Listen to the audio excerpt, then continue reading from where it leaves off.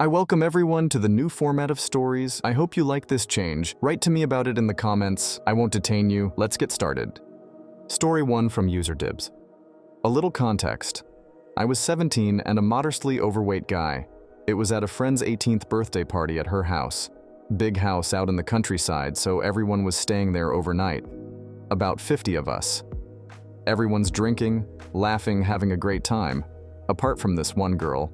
Nobody really likes her as she's just massively about everyone and everything, but small school, so kind of had to invite her. She's being extremely negative, all the time just generally bringing everyone down. It's the end of the night, and everyone's kind of winding down but still awake.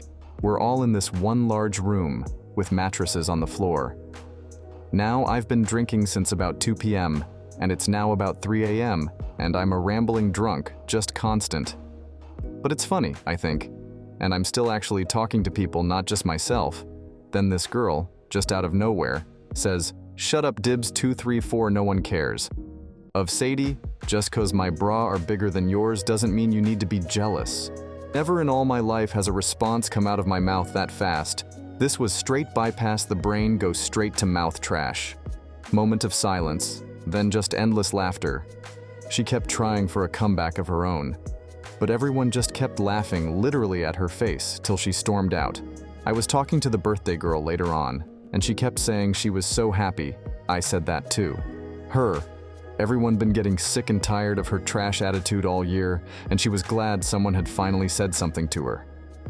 She never recovered socially. Everyone was just done with her. The glass wall was broken, and all of a sudden, no one was taking her trash anymore. So that was my favorite comeback. Story 2 from User Deleted. My sister was getting married and didn't want to pay hundreds of dollars for a cake. They had already spent upwards of 10G, and it just wasn't a priority to her. Nobody likes wedding cake anyway. She was going to do a dessert potluck and asks guests to bring a dessert for the table. I have this confirmed bachelorette aunt who dated a guy once in the 70s and has sworn off marriage ever since because he broke her heart so bad. We all know the real reason she hasn't married, but the rest of my family is heavily involved in a very cult-like religion. She is especially involved in said religion. Stay with me here, I promise this is going somewhere. So my family from out of town are visiting, and we all get together at Grandma's. We have a nice dinner, and my sister's wedding plans come up every once in a while. Eventually, my sister has to explain to someone for some reason that they aren't having a traditional wedding cake. Confirmed bachelorette aunt doesn't like the thought of that one single bit. You can't have a wedding without cake. It's the reasons people go to weddings. She goes on and on with this crap all night. My sister is obviously getting uncomfortable. My sister and I were basically raised by grandmother, and I noticed my grandma noticing these exchanges. So my grandma, who was passing around plates of fruit and honey, I know, but that's what we have for dessert sometimes, hands confirmed bachelorette aunt her plate and says, "Well, Linda, when you have your wedding, you can have any kind of cake you like." I swear to God, you could have heard a pin drop. I had to leave the room because the tension and hilarity were too much, and I was going to burst out laughing. I love my grandma. She has a lot of these zingers. She always chooses her words carefully. Story 3 from User Deleted. I recently had a guy try to call me out in line for the self-checkout machines. I was ahead of him, but he started yelling and claiming it was his turn. The clerk, who watched over the self-checkout area, didn't see what happened, only heard the complaint and asked me to step back. I was pretty whatever about it, and stepped back in line. A machine then became free, and the guy who yelled at me offered to let me go ahead. I just looked him dead in the eye and said, "Nah, you can have it if it's that important to you."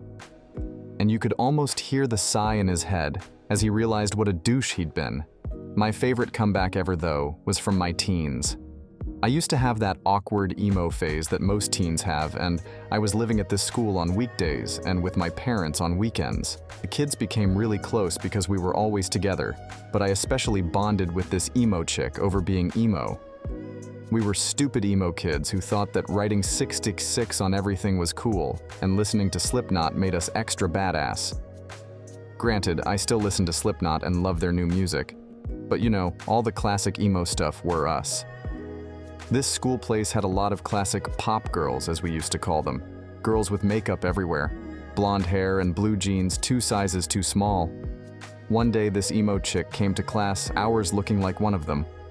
I walked up to her AD, asked her what was going on, and she responded with, "Well, I'm normal now. I want to look normal and listen to normal music."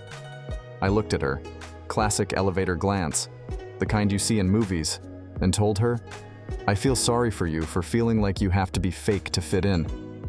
And we never spoke again.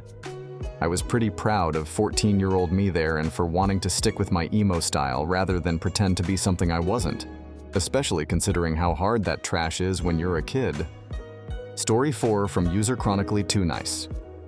About 8 years ago, my friend and I take our preteen daughters to an outdoor lawn concert to see the Jonas Brothers.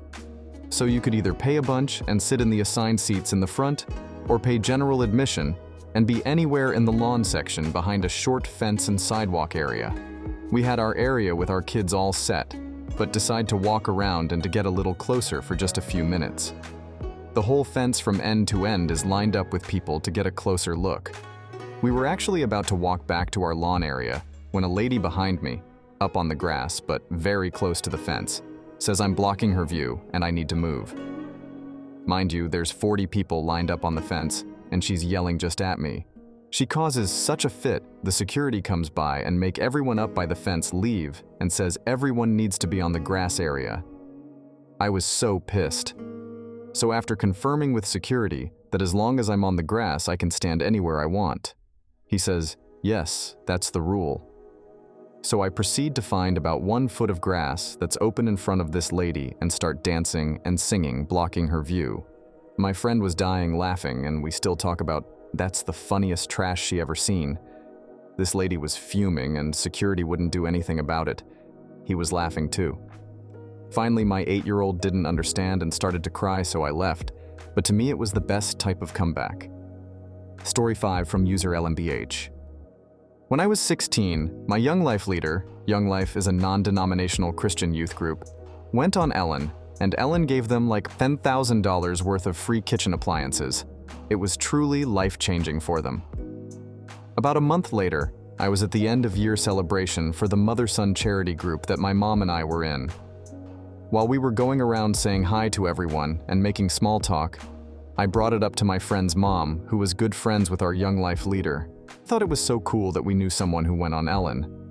My friend's mom shocked my mom and I by saying, "Yeah, I was pretty surprised to find out that they're fans of Ellen, considering that they have such high morals and values."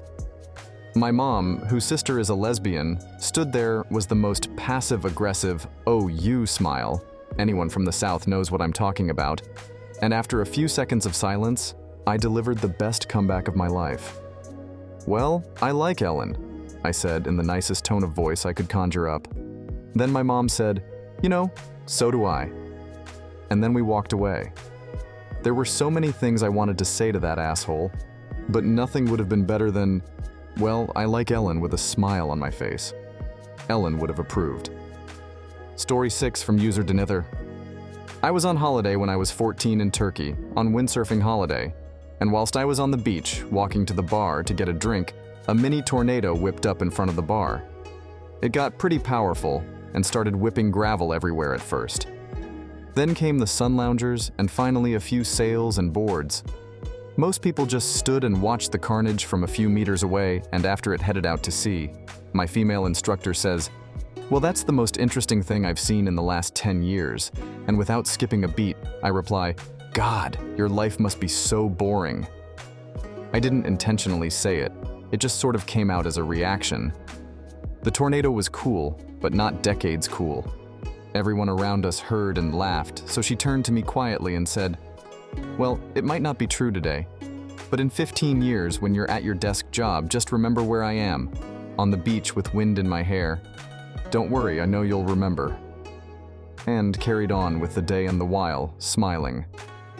It wasn't until last year when someone showed me a photograph of their skiing holiday whilst I was at work on a particularly trash-gray day, pining to not be at work and to be free of mundane responsibilities, and this little voice tinkles in my head, "Don't worry, you'll remember." And I thought, "God damn, she's right. almost 15 years to the dot, and I haven't seen anything as cool since. I lie. I have, but not with the frequency I seemed to then. Story 7 from user JD Engineer. Every year we go on a fishing trip with a bunch of family. More than 10 years ago, we were sitting outside on the patio of a new restaurant and bar that opened up that year. It was a really big place for how small the town was. Less than 800 people. Our table was in an argument with the owner of the establishment because he moved my grandpa's boat without asking or permission to make room for another larger boat. I can't remember, but I think something got broke. Some drunk guy wandered over from the bar trying to defend the owner, attempting to pick a fight and just in general being belligerent. Guy attempting to pick fight yells, "Do you guys want to take this outside?" And without skipping a beat, my dad just says, "I thought we were outside. Where do you want to go?" The look on the guy's face was priceless. It wasn't exactly the best comeback, but he just really didn't have much else to say, got really pissed, and he shut up real quick. In the end, security got called, and we were the ones to get kicked out. This was longer than I expected, and I can't remember all the details, but I always chuckle when I think about that line and how dumbfounded the guy looked. Story 8 from user Kirain. So back in the day, I worked at a gas station. With the layout of the store, our handicap spot was parallel with the store, whereas the regular spots were perpendicular. If someone parked at the number 3 pump and someone parked illegally in the handicap spot, no one could get through that area at all. Now this day, I took a half a Dramamine, which is probably the one substance that can shut off my social filter. 2 young guys come in to purchase alcohol while parking the wrong direction in the handicap spot. Now I got a little flack for eyeing them both, but it's both my job, and I was annoyed at them for parking illegally in the handicap spot. As the one guy showed his ID, he says he's going to the bathroom, so my social filter is gone.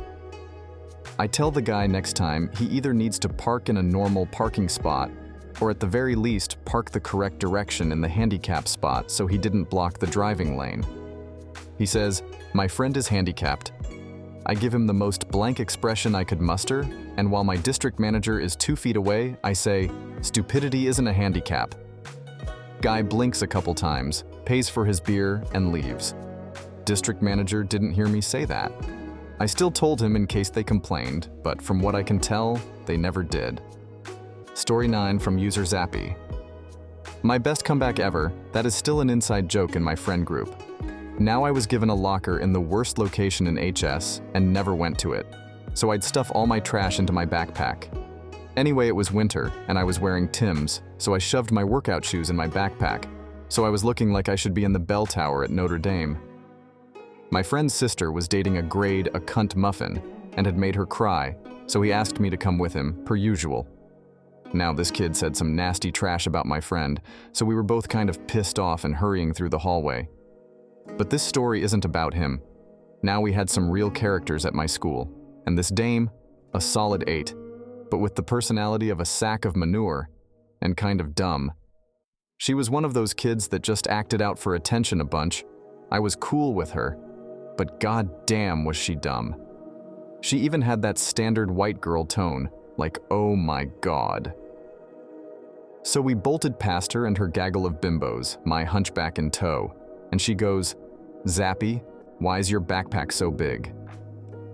Without missing a single beat, I stare into the windows of her soul and grinned, "Because you touch yourself at night," and just kept on walking. Thanks to everyone who watched to the end. See you in the next video. Bye bye.